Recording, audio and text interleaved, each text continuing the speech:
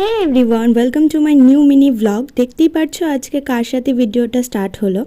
My one and only Laddu the হিরোকে নিয়ে। আজকে আবার চলে এসেছে লাড্ডু মশাই আমাদের বাড়িতে তার জালওয়া দেখাতে। যথারীতি এসে তো চুপচাপ বন্ধুর মতোই ছিল, তারপরে শুরু হলো তার খেলা। ও এলে আমি, মা বাবা সবাই ওকে তো চটকে পটকে আলুর দমই করে দিই, একটা নরম রসগোল্লা পুরো। তারপর মা সবার জন্য চা বানিয়ে এনেছিল, আর এখানে আমাদের লাড্ডু মশাই হামলা জানিয়ে দিয়েছেন।